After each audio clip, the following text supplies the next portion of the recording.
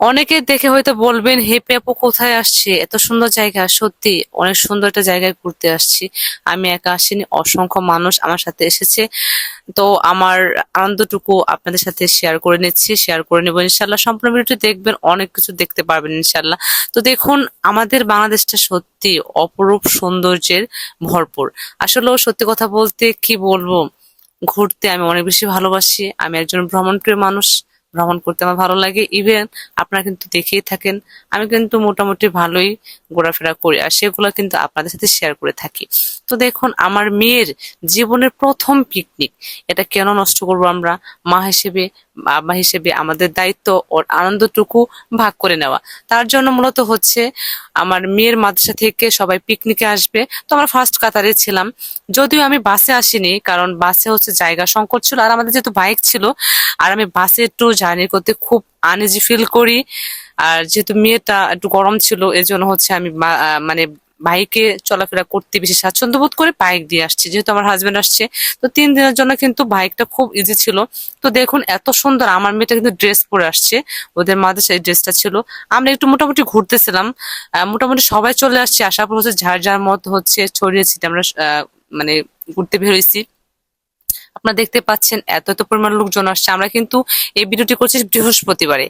আমার মানে শুক্রবারে ছাড়বো ভাবছিলাম, যাই হোক ছাড়তে পারিনি। আমি আজকে ভিডিওটা আপলোড করতেছি, দেখেন। আজকে কিন্তু ম্যাক্সিমাম হচ্ছে মাদ্রাসার স্টুডেন্ট গুলাই বেশি আসছে, ঠিক আছে। তো যাই হোক, এখন যেহেতু পর্যটনের সময়, এখন মানুষ হচ্ছে ঘোরাফেরা বেশি করে, যেহেতু শীত সিজন। আর এই টাইমে কিন্তু গজনীতে অনেক বেশি ভিড় করে। আরেকটা কথা হচ্ছে, আমি কিন্তু গজনীতে অসংখ্যবার এসেছি, আজকে এই প্রথম নয় কিন্তু। দেখেন, আমি কিন্তু এই ঝর্ণাটা দেখিনি। আজকে দেখেন, আমার জামাই এর মানে জামাইয়ের ক্রেডিট সম্পূর্ণ, ও হচ্ছে এই ঝর্ণাটা খুঁজে বের করে দিছে। জায়গাটা অসম্ভব সুন্দর। শুধুমাত্র এই জায়গাটায় হচ্ছে আমরা একটু ফ্রি ছিলাম, পাশে হচ্ছে আমাদের খাওয়ার স্পটটা ছিল, আমরা জানতাম না। নেক্সট যাই হোক, ঘুরতে ঘুরতে এখানে চলে আসছি।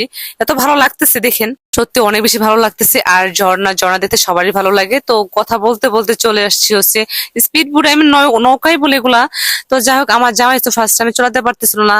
বিশ্বাস করেন, আমার কাছে মনে হচ্ছে আমরা হয়তো বা কোনো একটা বিচে ঘুরতে আসছি। সত্যি অসম্ভব সুন্দর লাগতেছে, আর পানিগুলো এত স্বচ্ছ।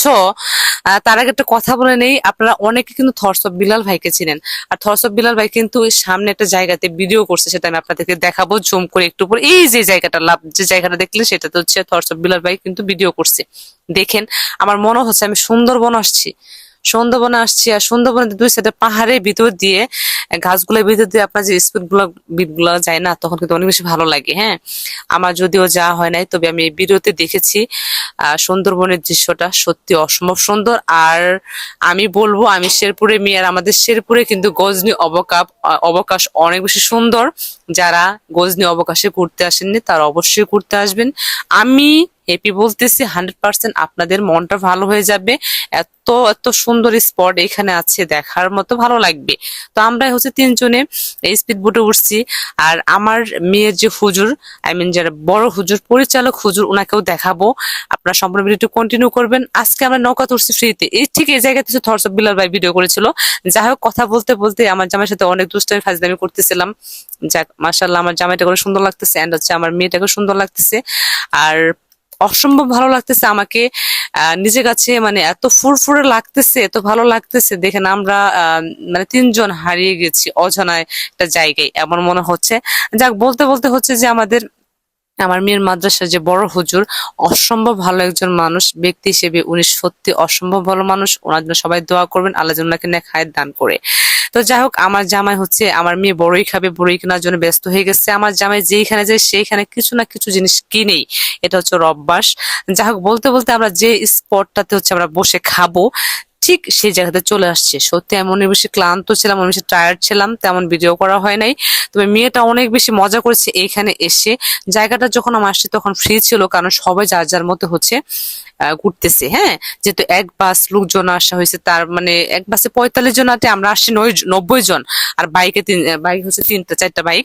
তো যাই হোক, লোকজন কিন্তু মোটামুটি ভালো আসছে। দেখুন, ওই যে ওই দিক হচ্ছে আমাদের রান্না বান্না হচ্ছে, আর এখানে পোলাপানরা হচ্ছে খেলতেছে। এখানে চিড়িয়াখানার মতো সিস্টেম করছে, এখানে সব ধরনের খেলনা জানলাপাতি আছে। আমার দেখেন আমার জামাই কিন্তু দাঁড়িয়ে আছে, আমার মেয়ে খেলতেছে।